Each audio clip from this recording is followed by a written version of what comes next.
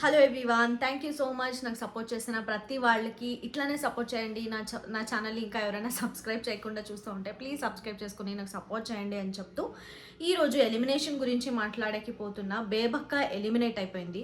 ఇది చాలా అంటే చాలా షాకింగ్ అనేది చెప్పొచ్చు. ఎందుకంటే బేబక్క ఎలిమినేట్ అయ్యేది షాకింగ్ కాదు. ఎందుకంటే మాకు అందరికీ తెలిసింటూ ఓకే సరేలే, బేబక్కకి చాలా తక్కువ ఓటింగ్ పడింది, అట్లానే బేబక్క కూడా గట్టిగా మాట్లాడేది కానీ ఎవరితో అన్న వాదించేది కానీ అంత చేయలేదు మొత్తం వీక్లో. లాస్ట్లో కొంచెం ఓపెన్ అప్ అయ్యింది కానీ అని చెప్పక ఓటింగ్ లైన్స్ అన్నీ క్లోజ్ అయిపోయినవి. ఎందుకంటే ఆల్మోస్ట్ మాకు ఆ ఎపిసోడ్ పడిందే ఈరోజు. నిన్నే సాటర్డే ఎపిసోడ్ పడింది, ఫ్రైడే అంతా క్లోజ్ అయిపోయింది ఓటింగ్ లైన్స్. అదేమి యూజ్ అవ్వలేదు బేబక్కకి. అట్లనే బిగ్ బాస్ కూడా సర్లే ఇంకా ఏం కంటెంట్ ఇచ్చలేదు కాబట్టి ఎలిమినేట్ చేసేద్దామని అనుకోనింట్రేమో.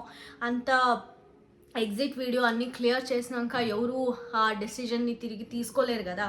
అట్లనే అవుట్ సైడ్ న్యూస్ ఏమంటే వైల్డ్ కార్డ్కి ఈ వీకే పంపించేస్తున్నారు, ఇంకా డిలే చేయరు. Usually after like 2 to 3 weeks wild card entry అయ్యేది, కానీ ఈసారి అయితే త్వరగా ఎలిమినేట్ చేస్తున్నారు కాబట్టి హౌస్ మేట్స్ కూడా 12 మెంబర్సే పోయినారు కదా, దానికోసము వైల్డ్ కార్డ్ ఎంట్రీ కూడా నెక్స్ట్ వీకే పోతా ఉంది అని న్యూస్. అది కూడా ఒక అబ్బాయిని పంపిస్తున్నారు ఈసారి లోపలికి అనేది కూడా టాక్ ఉంది బయట. సో దానికోసమే ఫస్ట్ వీకే చతుర్థి వీక్ అని చూడకుండా బేబక్కని ఎలిమినేట్ చేశారా అనే క్వశ్చన్ మార్క్ కూడా ఉంది. బట్ ఇది బేబక్కకి జస్టిసా అని అడిగితే ఇది నిజంగా జస్టిస్ కాదు. ఎందుకంటే బిగ్ బాస్ వాళ్ళు ఇట్లా ఫస్ట్ వీకే ఎవరినన్నా ఎలిమినేట్ చేయాలి అనుకొనింటే ఓటింగ్ లైన్స్ని మండే నైట్ నుంచే ఇడవాల్సిండే, అది చేయలేకపోయినారు. మేబీ మండే ఫస్ట్ వీక్ నుంచే ఇడిసింటే బేబక్కకి ఆ కుక్కర్ అన్నీ యూస్ అయింది కదా, కొంచెం కట్టసి లేకపోతే సింపతి అన్న వచ్చేసి బేబక్కకి కొంచెం మంచి ఓట్ పడినాయేమో.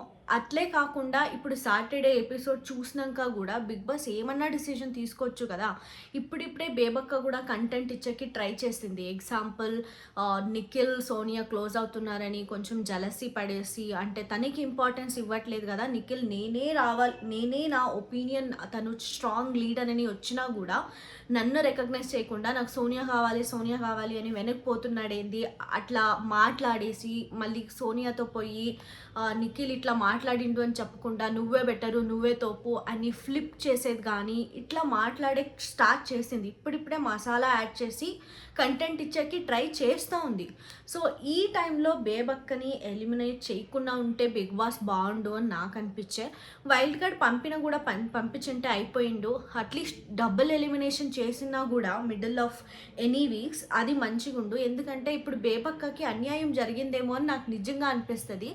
ఎందుకంటే జస్ట్ 2.5 డేస్లో వీక్ 2.5 డేస్ ఏం ఓట్ పడినాయో అది కన్సిడర్ చేసే ఎలిమినేట్ చేశారా అంటే ముందరే ఈ బేబక్క ఏమి కంటెంట్ ఇవ్వట్లేదు పంపించేద్దాం, ఎందుకు ఊరికే డబ్బులు ఇచ్చేది అని ఏమన్నా అనుకున్నారా అని నాకు అనిపించింది.